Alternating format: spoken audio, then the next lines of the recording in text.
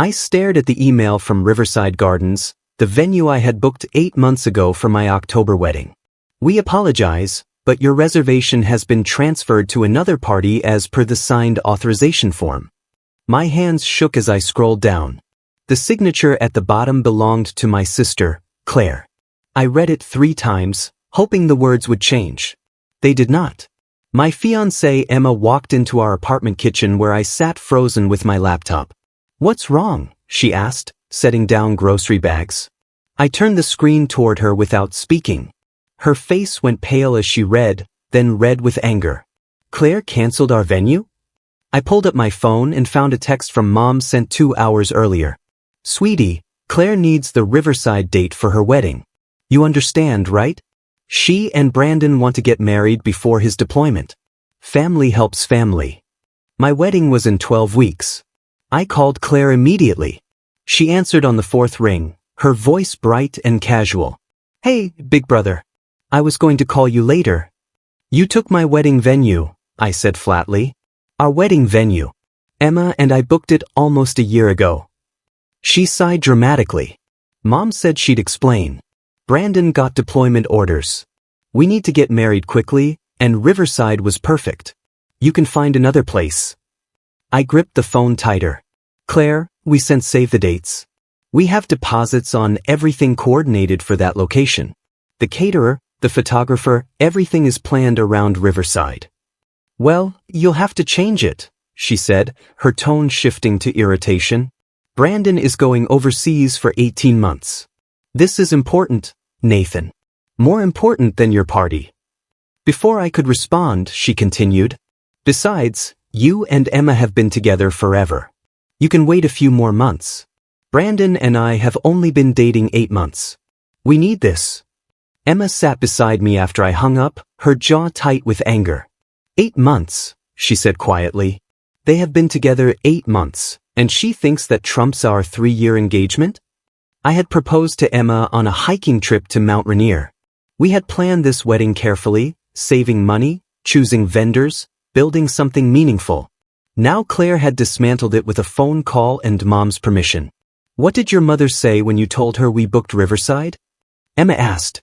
I remembered that conversation clearly. Mom had seemed distracted, barely acknowledging the news. "That's nice, honey," she had said before launching into a story about Claire's new boyfriend. The pattern was familiar. Claire was 26, 3 years younger than me, and she had always been the center of attention. When she wanted something, the family rearranged itself to accommodate her. "We need to fix this," Emma said firmly. "Call your mother." Mom answered cheerfully. "Nathan, I'm so glad Claire talked to you. Isn't it exciting? 2 weddings in the family. Mom, you authorized her to take our venue. You signed paperwork without asking us." "Don't be dramatic," she replied. "Claire needs this date. Brandon is deploying. Surely you can understand that military families make sacrifices." I took a deep breath, trying to stay calm. "We made plans. We have contracts. Claire could choose any other venue or any other date. Why does she need ours specifically?" "Because Riverside is perfect, and the date works with Brandon's schedule." "You're being selfish, Nathan. Your sister needs family support right now." The accusation stung. I had always been the reliable one, the steady older brother who did not cause problems. Claire created drama, made impulsive decisions, and everyone rushed to clean up the mess. "What about our wedding?" I asked. "You'll figure something out. You always do." She hung up before I could respond. Emma and I spent that evening calling vendors.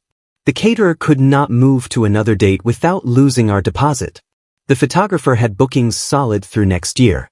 The florist might manage a different weekend, but prices would increase because of demand. Our carefully planned wedding was collapsing. "How much have we already paid?" Emma asked, pulling up our budget spreadsheet. I did the math. Between deposits and signed contracts, we had invested $14,000, money we had saved carefully over 2 years. "If we change everything, we lose most of that," I said. "Plus the cost of rebooking." Emma closed her laptop and looked at me. "Your sister did this on purpose." I wanted to argue, but the evidence was clear. Claire knew we had booked Riverside. She had asked about our wedding plans multiple times, seemed interested in every detail. Now I understood why. She had been gathering information, planning her takeover. What are we going to do? Emma asked. I did not sleep that night. Instead, I sat at my desk and opened my laptop, pulling up every file related to our wedding. Guest list, vendor contracts, timeline, budget. Everything we had built over 8 months. Then I started researching. Claire had mentioned Brandon's deployment, but something felt wrong. I found his social media profile easily. Brandon Hayes was indeed military, stationed at Joint Base Lewis McChord.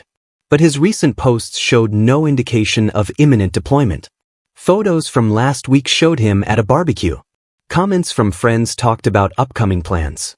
Nothing suggested he was leaving soon. I dug deeper, checking military spouse forums and deployment notification patterns. Deployments required months of notice, not sudden announcements. If Brandon was really deploying, there would be signs, preparation, family notifications. I found none of it. By 3 a.m, I had a theory. Claire was lying about the deployment urgency. The question was why.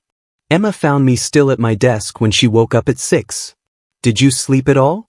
I shook my head and showed her what I had found. There is no deployment, I said. Or if there is, it is not as urgent as Claire claims. Emma studied Brandon's social media carefully. So she lied to your family to steal our venue. It looks that way. We sat in silence for a moment. Then Emma asked the question I had been avoiding. What do we do? Do we fight her for Riverside, or do we just accept this and rebuild? I thought about my family, about Claire's pattern of manipulation, about how many times I had stepped aside to keep peace, about how many times my accomplishments had been overshadowed by Claire's drama. Neither, I said slowly. We do something different. Emma raised an eyebrow. I'm listening. I pulled up a blank document and started typing. Claire wants our venue and our date. Fine. She can have them. But we are keeping our guest list. The plan formed over the next 2 days. Claire wanted Riverside Gardens on October 15th. She could have it. But the 140 guests Emma and I had invited, people who had already received save the dates, people who had arranged travel and time off work, they were coming to our wedding. Just not at Riverside. I started with the venue search. Not traditional wedding locations, but something meaningful. Emma worked as a program director at the Seattle Aquarium. She had transformed their education department, created partnerships with schools, built programs that brought marine science to thousands of students. What about the aquarium? I asked her. She looked up from her coffee. For what? For our wedding. Her eyes widened. Nathan, the aquarium does not do weddings. They do private events, corporate functions, galas, fundraisers. Why not a wedding? I had already checked. The aquarium had event spaces that could accommodate our guest count, spaces surrounded by massive tanks of sea life, underwater tunnels, floor-to-ceiling windows overlooking Puget Sound. Emma called her director, Dr. Patricia Okoye, a woman who had mentored her for 3 years. Patricia, I have an unusual request. They talked for 20 minutes. I watched Emma's face shift from uncertain to excited to absolutely glowing. When she hung up, she was grinning. Patricia said yes. Not only yes, but she is excited about it. She said it would be wonderful publicity for the aquarium, showing the personal side of their staff. The date was available. October 15th, the same day Claire had stolen. But there is more, Emma continued. Patricia asked if we would be comfortable with some media coverage. Light press, nothing intrusive. The aquarium has been trying to increase visibility for their conservation programs. I thought about Claire's reaction to seeing our wedding covered by local media. Tell Patricia we would be honored. Over the next week, we reworked everything. The aquarium's event coordinator helped us design a ceremony in the underwater viewing tunnel, surrounded by sharks and rays gliding overhead. I did not tell my family about the changes. When Mom called to ask how the venue search was going, I kept my answers vague. We are working on it. Claire sent a text asking if we had found a new date. Still deciding, I replied. Let them think we were scrambling, struggling, falling apart. Meanwhile, Emma and I rebuilt everything better than before. The photographer we had originally booked could not change dates, so we found someone better, a photojournalist who had covered environmental stories worldwide. She was excited about shooting a wedding at the aquarium. Our caterer agreed to work with the aquarium's kitchen, creating a menu featuring sustainable seafood. Every vendor we contacted responded with enthusiasm once they heard the venue. "This is way cooler than Riverside Gardens," our florist said. "Can we do ocean-themed arrangements?" The wedding was transforming into something more authentic than our original plan, something that reflected who Emma and I actually were. 3 weeks before the wedding, Claire's manipulation accelerated. She called Emma directly, her voice sugary sweet. "I wanted to apologize for any inconvenience. I know this has been stressful for you both." Emma put the call on speaker so I could hear. "It has been challenging," Emma said neutrally. "But I hope you understand about Brandon's deployment. It is just so sudden, and we need family support during this difficult time." Emma glanced at me. We both knew there was no deployment, but we said nothing. "Of course," Emma replied. "Family is important. I'm so glad you understand. And Nathan has always been such a good brother, so supportive. I knew he would not let me down." After she hung up, Emma looked disgusted. "She is really committed to this lie." I pulled up Brandon's latest social media post, a photo from yesterday of him at a Mariners game with friends. The caption read, "Best summer ever." No mention of deployment, no indication of impending separation. "Let her commit," I said. The guest list became my obsession. Emma and I had invited 140 people. Close friends, colleagues, family members who actually mattered to us. I sent a new save the date to every single person, with our new venue and a note. "Wedding plans have changed. We are excited to celebrate with you at the Seattle Aquarium on October 15th. The responses started immediately. Emma's colleagues from the aquarium were thrilled. My co-workers at the environmental consulting firm where I worked as an engineer responded with enthusiasm. Friends who had been lukewarm about a traditional venue suddenly seemed genuinely excited. "An aquarium wedding? That is amazing," one friend wrote. "This is so much more you guys than a garden party." My cousin Kelly called, laughing. "Did Claire really steal your venue? Your mom has been telling everyone you graciously gave it up." "What else is Mom saying?" I asked. "That you and Emma are having a small courthouse ceremony now. That you understood Claire's situation was more urgent." I did not correct the story. Let Mom tell everyone we were having a courthouse wedding. Let Claire think she had won. The truth would reveal itself soon enough. Meanwhile, the aquarium wedding took shape beautifully. Emma's director, Patricia, became personally invested. She connected us with the aquarium's marketing team, who loved the idea of featuring the wedding in their newsletter and social media. "This shows our staff's dedication to marine conservation," Patricia explained. "Emma has been instrumental in our education programs. Celebrating her at the aquarium highlights the personal connections our team has to this work." A local news station reached out, interested in covering the story. Aquarium employee marries at workplace, celebrates ocean conservation. We agreed to a brief interview. The reporter, a young woman named Bethany Cross, seemed genuinely charmed by our story. "This is refreshing," she said. "Most wedding coverage is just expensive dresses and fancy venues. This has meaning." The interview would air the week of our wedding. Claire sent out her own save the dates, formal cards with elegant script. "Claire Thompson and Brandon Hayes request the pleasure of your company at Riverside Gardens, October 15th. She invited 60 people, mostly family and Brandon's military friends. I noticed she invited several people who were also on our list. My aunts and uncles, cousins, even some family friends who had known Emma and me for years. I called one of my uncles, Uncle Jerome. He sounded confused. I got 2 save the dates for October 15th. One from you and Emma, one from Claire. What is happening?" I explained briefly. Claire had taken our venue, we had found a new one, both weddings were happening the same day. "That is bizarre," Uncle Jerome said. "Your mother told everyone you postponed your wedding."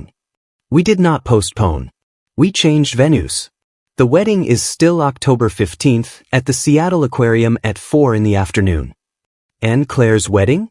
Also October 15th at Riverside Gardens at 3 in the afternoon. Long pause. So people have to choose? Yes, I said simply. They have to choose. The week before the wedding, Mom finally called me, her voice sharp with anger. Nathan, what is this about an aquarium? People are telling me you are getting married the same day as Claire. That is correct. October 15th. That was always our date. You cannot do this. You are sabotaging your sister's wedding. I kept my voice calm. Claire took our venue and our date. We found a new venue but kept our date. We did not sabotage anything. You are forcing family to choose between weddings. That is cruel. We invited people 8 months ago. Claire knew our date when she took Riverside. If anyone is forcing choices, it is her. Mom's voice rose. She needs this, Nathan. Brandon is deploying. She needs family support. When is he deploying? I asked. Silence. Mom, when is Brandon's deployment? I do not know the exact date. So, military schedules are complicated. There is no deployment, I said quietly. Brandon is not going anywhere. Claire lied to you. How dare you accuse your sister of lying? Check his social media, Mom. Check with his unit. There is no deployment. I hung up before she could respond. The truth started spreading through my family. Uncle Jerome checked Brandon's Facebook and called my aunt. My aunt called my cousins. Within 2 days, everyone knew Claire had invented the deployment story. But instead of anger at Claire, my family turned on me. You should have just picked a different date, my aunt messaged me. Now you have created this whole mess. Claire is excited about her wedding. Why are you trying to ruin it? Another cousin wrote. The message was clear. I was supposed to accommodate Claire's manipulation. I was supposed to be the good son, the reliable brother who sacrificed for family peace. Emma watched me read the messages. They are blaming you for not enabling her. They always have, I replied. But some family members saw through it. Uncle Jerome sent a long email supporting our decision. You planned your wedding first. Claire's behavior is unacceptable. We will be at the aquarium. My younger cousin Mallory called, furious on our behalf. Claire has always pulled this garbage and everyone lets her. I am coming to your wedding, and I am bringing friends. The guest list responses rolled in. 90% chose the aquarium. Claire's manipulation had backfired. The day before the wedding, Emma and I did the final walkthrough at the aquarium. The event coordinator, Yuki, showed us the transformed space. The underwater tunnel where we would have our ceremony looked magical. They had set up chairs in a semicircle, all facing the curved glass walls where sea life drifted past. We will dim the overhead lights during the ceremony, Yuki explained. So the focus is on the water and you too. The reception space overlooked Puget Sound, with floor-to-ceiling windows and tables decorated in ocean blues and greens. Our florist had created centerpieces with sea glass and driftwood, mixed with subtle flowers. Everything felt organic, authentic. Patricia found us near the main tank. Emma, I want to give you something. She handed Emma a small box. Inside was a delicate necklace with a silver whale tail pendant. You have brought so much passion to our programs. This is a thank you and a reminder that you are part of our aquarium family. Emma hugged her, tears in her eyes. This, I thought, was what family should feel like. Support without conditions. Celebration without competition. My phone buzzed with a text from Mom. Please reconsider. Come to Claire's wedding instead. She is your sister. I showed Emma. She shook her head. They still do not get it. I typed back carefully. Mom, Emma and I are getting married tomorrow at the Seattle Aquarium at 4. You are welcome to attend. But we are not canceling our wedding. She did not respond. That evening, my cousin Mallory called with news. Claire just found out most of the family is coming to your wedding instead of hers. She is losing it. How many people are going to Riverside? Maybe 20. Mostly Brandon's family and a few of your mom's friends who feel obligated. Mallory laughed. Your mom has been calling everyone, trying to guilt them into switching. Nobody is budging. I felt no satisfaction, just a tired sort of relief. This was not about revenge. It was about boundaries. About refusing to disappear so Claire could have the spotlight. How is Claire handling it? I asked. She is telling everyone you are vindictive and petty. But nobody believes her anymore. The deployment lie killed her credibility. Our wedding day arrived with clear skies and crisp October air. I woke up early, feeling calm. Emma stayed at her friend's apartment the night before, following tradition. We would not see each other until the ceremony. I spent the morning with my best friend, Leo, who had flown in from Portland to be my best man. You ready for this? He asked as we got dressed. More than ready. At noon, Bethany Cross from the news station arrived at the aquarium with a camera operator. They filmed B-roll of the venue, interviewed Patricia about the aquarium's mission, and set up for brief interviews with guests. This is going to be a beautiful story, Bethany said. By 3 o'clock, guests started arriving. I watched from a back room as people filled the space, their faces lit with excitement as they explored the aquarium. Emma's colleagues, my co-workers, friends we had not seen in months, Uncle Jerome with his family, Mallory with a group of younger cousins. No sign of Mom, no sign of Claire's supporters. Just people who wanted to celebrate with us. At 3:30, Leo came to get me. Emma is ready. Everyone is seated. You should see the tunnel, man. It looks incredible. I walked through the aquarium's back corridors to the entrance of the underwater viewing tunnel. Through the glass, I could see the assembled guests, 130 people filling the chairs, all facing the curved walls where sharks and rays swam lazily past. The lighting was dim, intimate, with the blue glow of the water providing most of the illumination. Music started, something instrumental and flowing. The ceremony was beginning. Emma appeared at the far end of the tunnel, walking slowly toward me with her father. She wore a simple ivory dress that moved like water, her dark hair down, a genuine smile on her face. Behind her, visible through the tunnel's glass, a massive sea turtle glided past. The symbolism was perfect. Ancient, steady, enduring. Several guests noticed and pointed, delighted. Emma reached me, took my hands. We faced each other with the ocean surrounding us.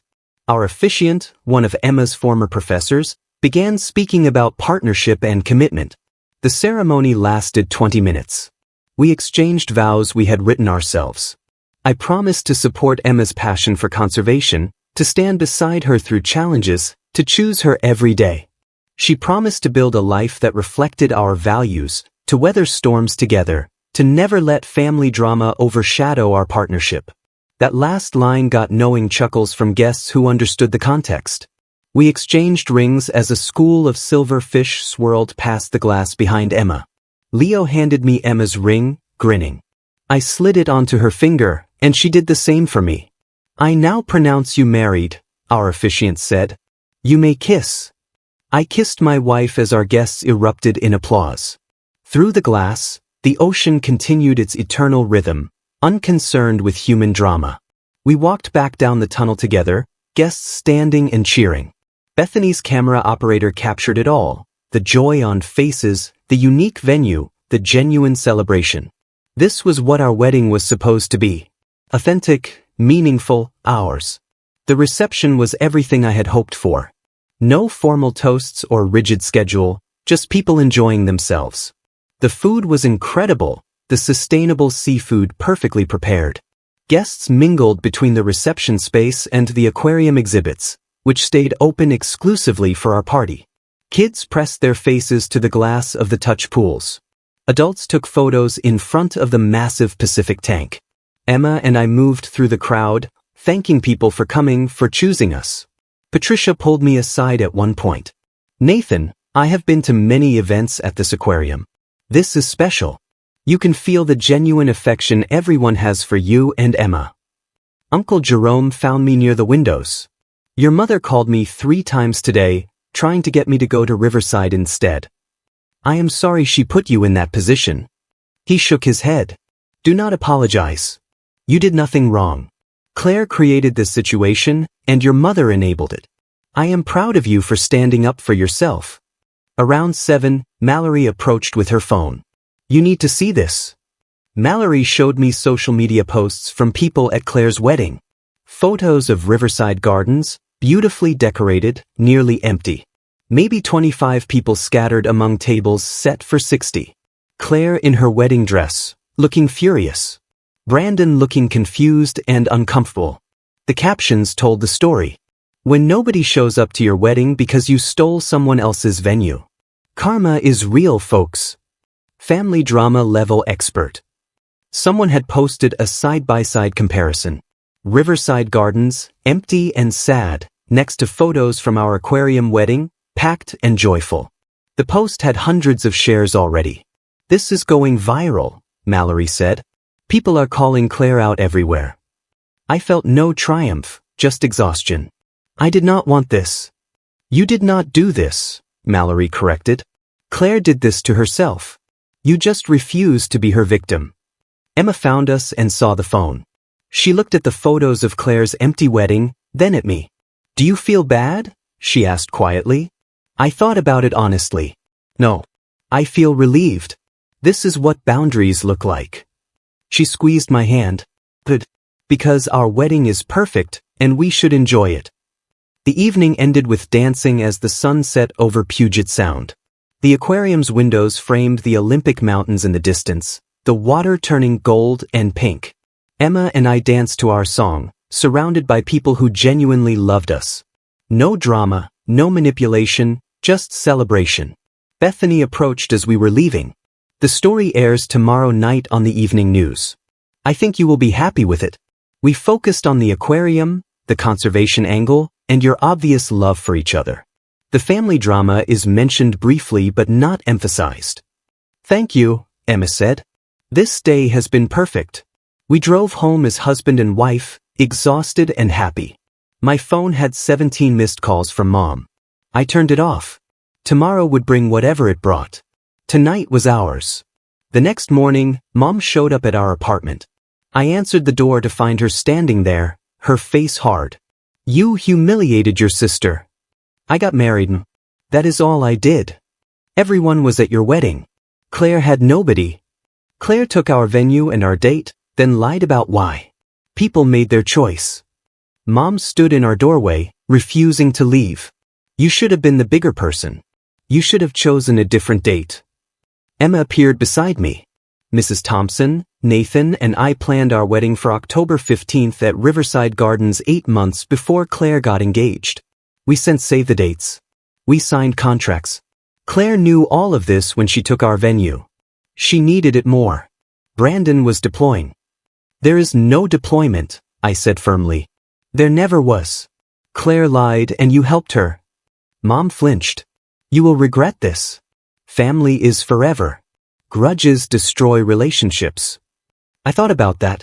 About years of accommodating Claire, of shrinking myself so she could shine, of accepting manipulation as normal family behavior. Some relationships should be destroyed, I said quietly. The ones built on manipulation and favoritism, the ones that require you to disappear so someone else can have everything. Those relationships are not worth keeping. Mom left without another word. That evening, our wedding story aired on the news. Bethany had crafted it beautifully, focusing on Emma's work at the aquarium, our shared love of conservation, the unique venue choice. The family drama was mentioned in one sentence. The couple's original venue plans changed, leading them to this meaningful alternative. The story ended with footage of us kissing in the underwater tunnel, surrounded by ocean life. The next day, it went viral. Millions of views, thousands of comments supporting our decision to protect our wedding. Claire's manipulation was exposed fully now, her lies documented, her empty wedding immortalized. My phone stayed off for 3 days. When I finally turned it on, there were messages from family members apologizing, from friends congratulating us, from strangers inspired by our story. But nothing from Claire, nothing from Mom. Emma and I sat on our couch, reading messages together. Do you think they will ever apologize? She asked. No, I said. And I am okay with that. We have everything we need right here. I looked at my wife, at our apartment filled with wedding photos, at the life we had built together despite family dysfunction. Claire had tried to hijack our wedding. Instead, she had given us the opportunity to create something better, something authentically ours. And that, I realized, was the greatest gift she could have accidentally given us. The gift of clarity, of boundaries, of choosing ourselves. We did not need their approval. We never had. We just needed each other, and the people who genuinely celebrated us. Everything else was background noise, fading into irrelevance as we built our future together. Our way, on our terms, surrounded by our chosen family. Claire could have riverside gardens and her empty chairs. We had the ocean and each other, and that was more than enough.